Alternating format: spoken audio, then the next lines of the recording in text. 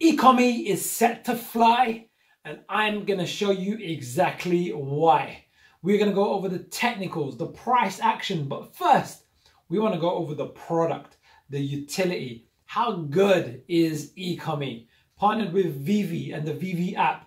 We're going to do a deep dive, and I'm going to show you why 8 days ago I knew not very much about Ecomi, and now I am totally bought in. I'm a big fan, and I can see how this is going to really help with mass adoption when it comes to crypto. So if you like today's video, like, subscribe, hit the bell notification. And if you don't know me by now, my name is Jagay. I'm the award-winning author of The Extraordinary New Venture Capital Opportunity, How to Invest Like a Pro.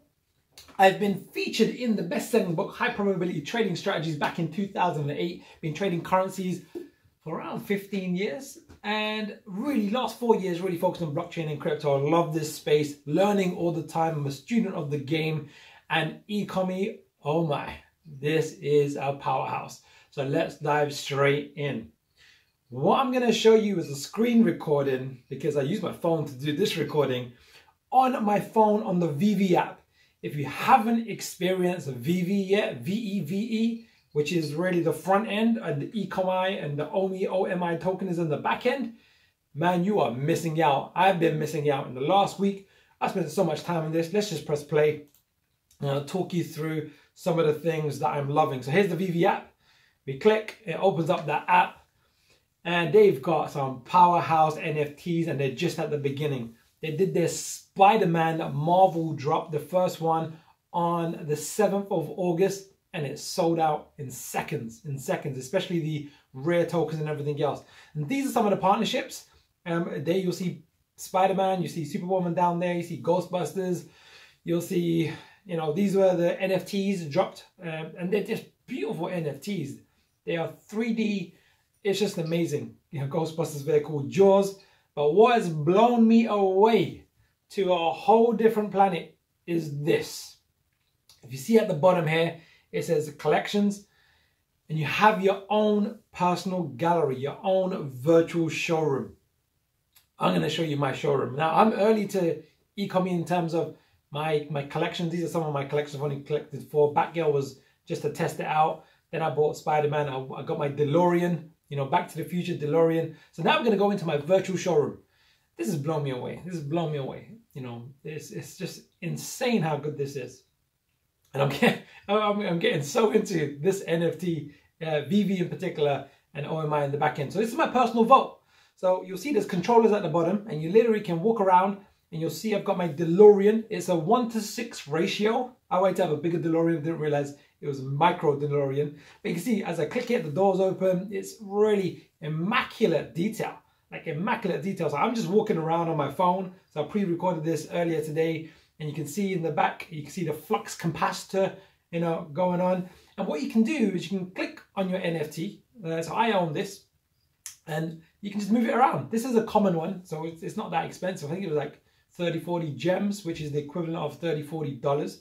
So now we're going to turn around. I got a Spider-Man on the wall. This is a common Spider-Man. So I think there was 32,000 of these released. And then you'll see the one I've got in the back, there was 16,000 released. And the rare ones and the ultra rare ones, I believe it was 2,500 and 1,000 released. So supply and demand, the rare ones are more valuable. So you can see I've put these ones here. This was from the 7th.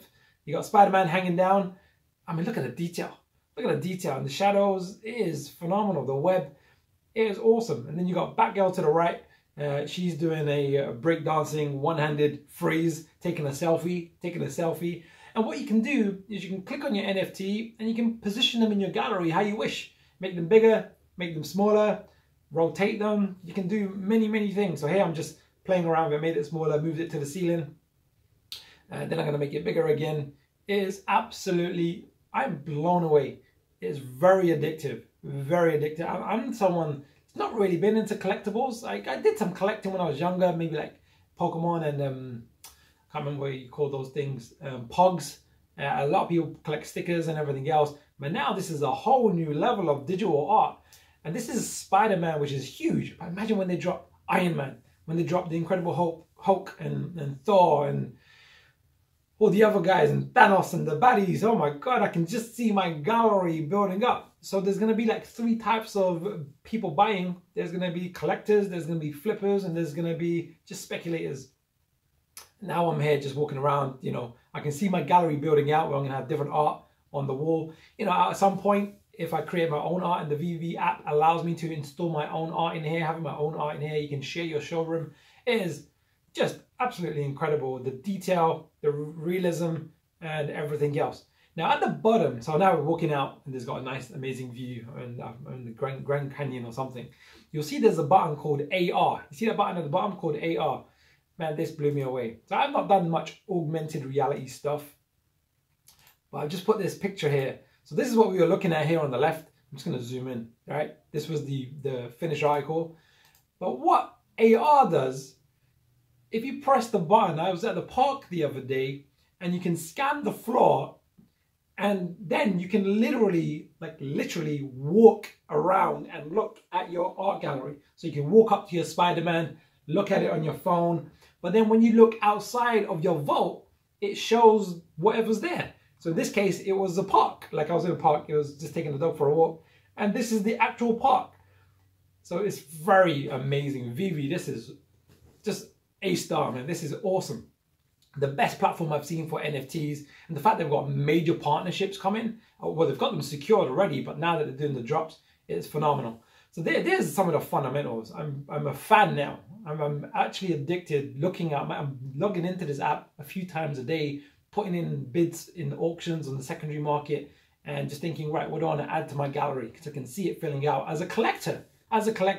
This is just awesome. Awesome. What's your favorite NFT? Have you got your showroom? What's your favorite NFT so far? And have you experienced this? If not, I believe, well, the app's free. You can create your login and you can actually play with the NFTs. You can view them. And then if you wish to do so, you can purchase them. And there's, you know, as little as, I think the cheapest one I saw was like $15 or 15 gems, which is the equivalent of $15. And you can use your Visa card, MasterCard to pay. You don't have to actually buy crypto because the crypto is done in the back end. Really, really clever business model. So now, that was amazing, right? Amazing. I love this. Sometimes I just go, right, I want to break. I'm just going to go to my art gallery. I'm going to go to my virtual art gallery and just walk around and check out Spider-Man. And I'm going to actually position him. You'll see here, initially I had him positioned on the ceiling. Now I had him positioned on the wall. So I'm just kind of playing around with my gallery. And as it fills out, I'll probably put some in the back. There'll be some digital art on the wall. Phenomenal, phenomenal. You can see how this is going to be very addictive and really, really make a big difference when it comes to mass adoption. So now let's jump into the charts. So first of all, now let's just go into some technicals, right? Because look, I did some calculation. So there was 32,000 common Spider-Man on the 7th of August dropped, 16,000 uncommon, I believe it was 2,500, then 1,000. So the total, and this sold out in like less than a minute, all of them pretty much sold out in less than a minute. Did the math on the sale price. So Vivi would have done a $4 million worth of sales in that minute, give or take. $4 million, yeah. And that would have affected the OMI token. So there's a few things I want to cover with you. So that's the fundamental. We know it's a powerhouse project, utility, amazing. The project and the product itself is second to none. Like, wow, probably the best NFT product I've seen to date. Well, I'm now a fan. I'm actually a fan. I didn't see it happening. I was just doing a quick video because you asked for it. Oh my, can you check out the price action? But now, in 8 days, I'm a total fan and I can see how that's going to happen at mass scale. So what I want to quickly cover with you, I've zoomed into the last few days with CoinMarketCap, Ecomi, or Ecomi, sorry, Ecomi. I know you corrected me. The price is 0.0029. But what I want to quickly cover with you is the drop happened on the 7th at 3 p.m. on the 7th, around here. 7 p.m. Here's between here and here. And the volume was around 6 to 7 million, which is around 50% higher, 50, 60, 70% higher than average. So currently the volume is around 4 million per day. So what I wanted to kind of really give you, because it's one thing having a great product and the utility, but then we also got to take into consideration who is buying the OMI token, and is it totally related to gems alone, or are people speculating on the open market? So Vivi is quite young. The whole, development is quite young. It's the first major Marvel drop when it comes to Spider-Man. But I can see very clearly, because they've got a buyback system, which is at the end of the month, they spend 10% of their revenue they spend on the open markets buying back tokens. So I think I did a video here. Was it this one? It was this one. Did I do it? Yeah, this one here. I did a video on the 3rd of August on the tokenomics. And they have something called the OMI Reserve Vault. And they need to keep that pretty active because it's really important for the tokenomics. So when someone buys gems on the open market or in the VV app, they mimic or mirror the same protocol, the same transaction with the OMI token. So they're going to buy 10% to keep that vault really, really high. So 4 million is tiny, right? 4 million, okay, it's big in the grand scheme of things, $250 million a year, which is great. It's a big business. But in terms of tokenomics, 10% of 4 million is 400,000. So $400,000 buyback is tiny. However, let's just look into the future.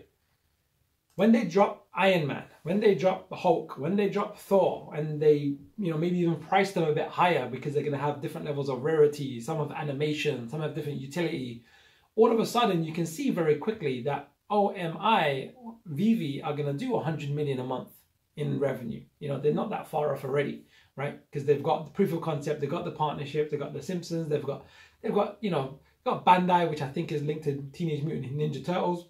And there's a huge following for all of that. So as soon as they started hitting 100 million, they're going to spend 10 million a month on buyback. There will be a point where I reckon they're going to hit $500 million a month, maybe even $1 billion in revenue a month.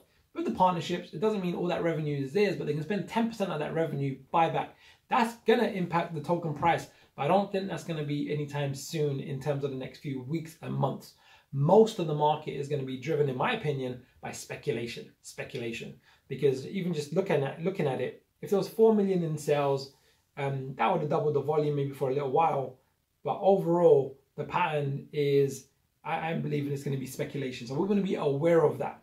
But when there is a great product and great fundamentals, it gives people more confidence in a project to buy and hold the token, right? As speculation. I'm going to buy OMI with not the viewpoint of selling it to convert it to NFTs, convert it to gems to buy NFTs. I'm just going to buy, hold, and if it reaches a 10 times return, I will then sell. That's often the thinking. So we did a video on the 2nd of August. Done a lot on Ecomi, right? I'm a fanboy now. I'm a fanboy of Ecomi. Can you believe it? I can't believe it. If you told me this a week ago, maybe just over a week ago, that you're going to be a bit crazy about NFTs, about building your own digital virtual art gallery, you're going to be walking around using augmented reality in your own gallery, you're going to be proud to demonstrate and show people your gallery. I said, nah, that's just not my world. I'm not really into that stuff, because I was just doing some price action for you. And then someone asked me to do a video on the tokenomics. Then I thought, let me just check out the app. And then once I checked it out, I thought, okay, let me just check out buying any NFT. I bought Batgirl. And I was like, wow, this is quite cool. But now just looking at technicals, price action, psychology of the market. On the 2nd of August, we published this video. I think I did the analysis a couple of days sooner. That textbook style, the market's moved up and it looks like it's doing an ABC correction. And then we should anticipate a continuation, at least to a certain point. And I covered that in the video. And then I did another video with my Iron Man mask, my Iron Man helmet. I needed any excuse. It was literally the following day, because this was the video on the tokenomics. And over the next few days, it did respond, right? It responded perfectly. Like we said, here's the low, we should expect a high, and the price went up by 50%. And then I said, what's typical is when this momentum indicator is in the upper area, it's called overbought, and the blue line crosses the red line, you'll tend to get a bit of a correction and then a continuation. So where are we right now? Well, if we just go back to that live chart, you can see it's almost like just textbook, right? And sometimes it just plays out perfectly. So look at this. I said, boom, this part here is what we were saying with the video. We should expect a bit of a pullback. And it pulled back. It pulled back. I didn't cause the pullback. It just, because there's only 1,000 subscribers, even if everyone sold, it's not gonna make a difference to the price. But it's just psychology of the markets is identifiable. It's natural for people to want to take profits at certain points, sell at certain points, buy at certain points. And that's what we're measuring when I'm doing my Elliott wave and Fibonacci analysis. And then we should anticipate a continuation. So I just want to spend a bit of time on this because we covered the fundamentals, right? I'm a fanboy now of Ecomi. Can you believe it? I can't believe it. But what we want to look at here is we've had this correction, is what we were saying down here. We've had this correction, yeah. And we expected a move to the upside. We've got this initial move to the upside, which is great. Then we said we were going to anticipate a micro correction because there's always waves within the waves. Yeah, I'm actually going to be releasing an Elliott wave and Fibonacci masterclass to kind of do a bit of a deep dive into this because this is so powerful when you know what you're looking at, because otherwise it just looks like random lines. And what we anticipate here, like this A, B, C correction, we are also anticipating here an A, B, C correction. So let's just look at this. Let's just zoom in for a second because it happens on different degrees, right? If I just zoom in here, this is textbook, a move to the upside and then an A, B, C correction. So what I would normally do, this is more on a very small time scale, but it's important to know that these patterns unfold on multiple time frames, right? A, B, C. And just as we did down here, but we're going to do it here, a minimum correction is 50% retracement. What that means is we click this tool called Fibonacci Retracement. We take either of these lows. Let's see which one's lower. 2, 4, 2, 4. I think they're bang on the same. This one's a fraction lower. This one's a fraction lower. So we're going to use this one here. We're going to take this high to this low, and we're going to use the minimum correction typically is 50%. And you'll see here, look at that. It tagged 50% bang on, right? So that gives us confidence that this is likely to be the end of this mini correction and we should see a continuation to the upside. And often what happens, I'm going to show you something quite special because most people don't know this. And let me just give you a few more, let's just get a bit more confidence in this analysis. Often wave A and wave C have a direct relationship, and there's two, well, there's actually 3 ratios, but there's 2 that are common. If you measure wave A and project forward from wave B, wave C is a minimum of 62%, which is this overlap, this line here that's overlapping, and a maximum of 100. And you can see that it's just overlapped perfectly with the 50%. Forget rid of that. Look at that, that's a cluster. That tells us with high confidence that that's going to be a significant support zone. And we could have done this in advance. Obviously the market's moved since then. But now we've got the, this is today's data is, we have the 10th of August as I'm doing this. I'm going to do one last one, which is a confirming indicator called the external retracements. And I'm going to be covering this in my masterclass because it's so important. Right, so now we've got this cluster down here, right? I'm going to quickly do a time analysis. And I don't cover this in the masterclass because it fries people's brains too much. But look at that. Typical maximum correction is 100% and it's right on there. And then also measure wave A to wave C. Oh, it's right on there again. Look at that. That's a cluster. You can't even see them. It's on the same day. Wave A and wave C often take the same amount of time to unfold. So this gives us a very, very high probability zone. Doesn't mean it's not going to get exceeded, as it's not going to go lower, but the probability states that it's likely that this zone will hold. Now, if it doesn't hold and the price goes lower, like it goes, literally goes lower, we just reevaluate, right? We're not precious about it. You know, got to be open to being wrong, but we're always working with probabilities. So now I'm going to finish on with this is what this looks like is a new trend, right? And it could be, you know, there's fundamentals lining up with technicals in terms of the Marvel drop. There's a lot of enthusiasm for the product. So people are still going to start looking at it when they hear Marvel, NFT drop, Spider-Man. And if they experience what I've experienced, people all of a sudden are going to be paying attention. So what you want to look at is this. Up here is 1 or A. Oh, what the heck does that mean? But at this stage, we don't know. We actually don't know. And it's important to know that we don't know. Because everyone wants to know, right? Everyone wants certainty. You say, well, I can't give you certainty. I can only give you probabilities. And if you don't like that, then just don't play the game. That's just what it is. So 1 or A, meaning we don't know at this stage if to this big move to the downside, oh, we haven't even got enough data. It's just the data feed. But anyway, the move to the downside, we don't know if it's just going to be a correction and then a continuation to the downside. Now, if you're asking me, what do I believe? I believe it is a new trend because there's a lot of things indicating it's a new trend, but it's best practice to anticipate because then you can have proper risk management on, let's put this down here, on how to protect yourself from the downside. If you can have the maturity to say, I'm happy accepting that there's going to be times when I'm wrong. That's in you, like you're wrong. You got an opinion of the market and you're wrong. It's nothing to do with your intelligence. It is just to do with the game that we're playing. It is a game. So what typically happens, and I'm doing this slow and steady because it's advanced stuff, but it's simple, but not easy, because that's like most things in life, right? Simple, but not easy. Right, we're going to measure this wave A, and we're going to project forward from this, what we're deeming to be a wave 2 or a B. Now, if it's a correction forming, the minimum anticipated move of a correction, oh, I'm looking for this one, it's harder to see on Dextors, is 100%, right? 100% of A, B, C. So at this point, we want to be really, really aware of it. And time-wise, I wasn't planning on going this detailed, but I'm going to do it because I'm a fanboy now of Ecomi. But we also got to be neutral. When we're doing technicals, we can't be too biased. Because if we have bias, then there's something that occurs which is based on neuroscience called cognitive dissonance. Meaning you see what you want to see, even though it may not be the truth. It's crazy how the human mind is. Let me just delete some of this stuff now. We can delete this. We can delete this, delete this. Let's just clean this up. Yeah. So what we're saying now is this is the minimum.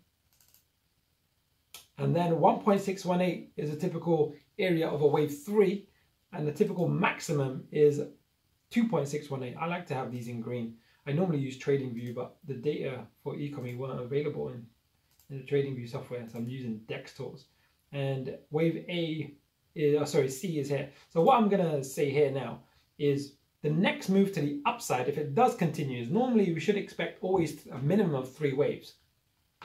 This is high level risk management strategies. You should always have the assumption, even if you're a major fan of VV, OMI is the best thing since sliced bread, it's gonna take over the world, da-di-da-di-da. Yes, however, from a risk perspective, an investment perspective, you want to have risk management. And if you can have the maturity to say, what is the best case scenario if I'm wrong? I want to take some profit at that stage. I want to move my stop loss at that phase. I want to take my risk off the table at that phase. This is how you do it. Is you say this, I need text. So what we're saying here is we don't know at this stage if there's going to be a wave 3 or a wave C. Right? But rather than writing a wave 3 or wave C, what I'm going to do, is if it's a wave C,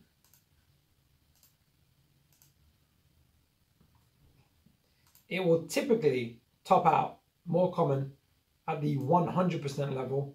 And if it's a wave 3, it will overextend. It's not overextension, it'll be just more extended than a wave C. It'll be between 1.618 and there's definitely, if it gets to 2.618, that's more than enough confidence for us to say it's looking like a wave 3, and then we should see a continuation of the upside movement.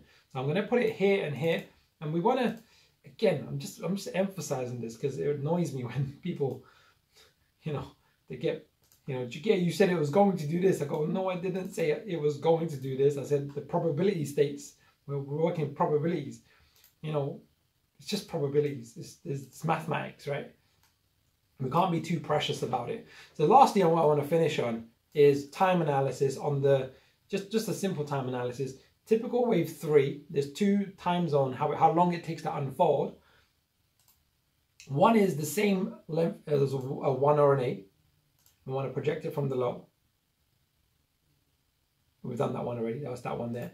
But then also the typical maximum is 1 or an A, the beginning to the end of a 2 or a B. So we're going to measure this distance from here to here, and then we do a third click in the same zone. Don't know if it projected, let me just double check. Yeah, there we go, this zone here, right? So now what I'm going to do, hopefully I just want to make that really, really clear. What I just did there was I measured this time, how long did it take for the high to the low to form? It was this amount of time in distance, and then I projected it forward from that date to get this line over here. So So now I'm just going to clean it up to summarize so you get a really clear picture on the probability. Probability. Is it certainty? No, it's not certainty. Is it definitely going to happen? No. Is it likely to occur? Yes. So sorry for being a bit, it just annoys me when I get comments and someone says, "Okay, you said this, you were wrong." I go, "Oh, come on man, grow up." All right, so a wave 3 or a C, we should expect here to here. What's the two dates? We've got this date here and this date here. So let's read out the date. August 12th.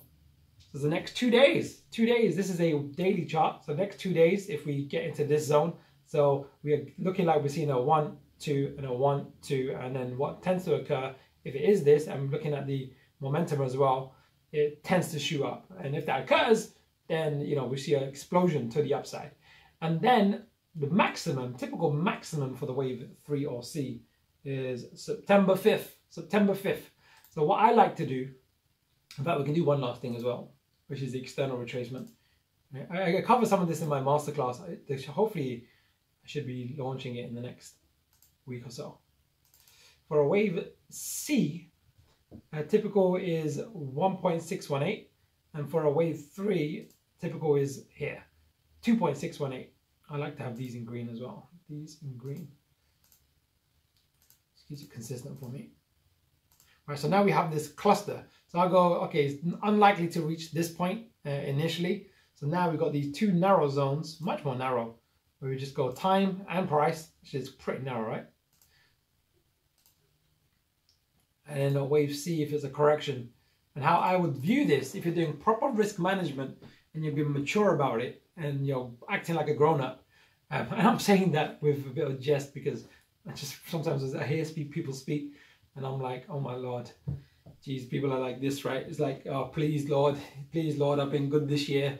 You know, Ecomi, come on, go to the moon and I want to retire tomorrow. I go, sometimes it's just tough because when it doesn't go your way, it can put you in a bit of a difficult situation. So what you want to think of is this is the minimum that it should go to.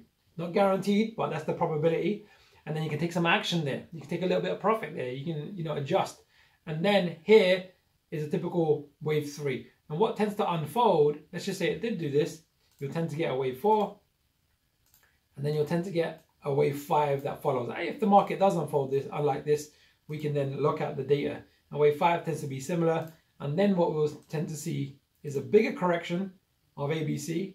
This is just psychology, guys. Just psychology. Nothing personal. It's the business of investing. Some people are buying things for certain reasons, and that's okay. And other people are buying it for different reasons. And then on a macro picture, this is a wave 1 and a wave 2. This is a bit. I'm going a bit advanced now. And then we should then see if it continues. You know, this is probably when the Iron Man next Marvel thing drops. Boom. Yeah, we'll see something like this. And often people think it's because of the drop on this, that, and the other. But the majority of buying and selling, people are not buying the NFTs. Why? Because there was, what, 40,000 NFTs? 40,000 NFTs, $4 million worth of NFTs. But the volume was 8 million that day. So what was the other 4 million, right? Half of it was speculation. And if we just jump back in, the total market cap according to CoinMarketCap, I know CoinGecko's got a slightly different number because they've got a discrepancy between how many tokens are in circulation. I don't know which one's accurate, but let's just say it's $500 million market cap. When the markets take off, the market cap's going to end up being like 50 million a day, maybe even 100 million a day, give or take, 80 million a day, give or take. But Ecomi is not going to be doing that many sales a day. You know, maybe not. But a lot of it's going to be speculation. So there you have it. Was there anything else I wanted to cover with you? I think that was it. So here we go. You've seen the product, right? The product is phenomenal, second to none. I'm amazed by this. This whole world of NFTs, just beautiful. You've seen the augmented reality. I am beyond a fanboy now. I'm like, wow, this is phenomenal. But when we look at the data, the numbers, the chart patterns, you know, we pegged this quite nicely. It did react. It did do this little pullback that we saw, and we should anticipate a further move to the upside, a minimum of 5 cents, give or take. Not guaranteed. Keep emphasizing this, not guaranteed, but it's highly probable that it will reach more towards the 7 cents, 6, 7 cents mark before we see another correction, and then a continuation to around the 9.10. Is that 9.10? Sorry, it's not. There's one more zero. Apologies. So the price minimum is 0.05. So half a cent, 0.05, 0.05, and then highly probable is 0.07. So 007, right? It's not a cent. It's one more zero. So I got that one wrong. Correction, and then a continuation to getting close to 1 cent. 1 cent, meaning 0.01, which is 1 cent. There you have it. Woo, covered a lot today. So, Ecomi, powerhouse project, loving it. Great job, VV. I mean, wow. Just wow, wow, wow. What is your favorite NFT? Do you have one? Have you bought one? I would highly recommend it. You can buy some for $15, $50, and the more rare ones on the secondary market go like, you know, they go up by 400%, 700%, 1,000%. Some are now like $13,000. Some are, you know, there's crazy numbers. So it's a whole new world for me. And I'm just still learning the game of NFTs. But what was your favorite today? Let me know. What was your favorite? Was it going into the real product? Because we went a bit deep into the actual product. Or was it price action? Like, look, we did high level, Elliott wave and Fibonacci. What's likely to occur in the price and why, which will give you confidence to make decisions. If you like today's video, like, subscribe, hit the bell notification. I'm here to give you value. Let's finish on a quote. What's the quote of the day? We're still on the book, Think and Grow Rich. Let's just study this book. I think it's a really good one today. End of chapter 5, it says, riches, when they come in huge quantities, are never the result of hard work. Riches come, if they come at all, in response to definite demands, based upon the application of definite principles and not by chance or luck. And at the bottom it says, success requires no apologies. Failure permits no alibis. Success requires no apologies.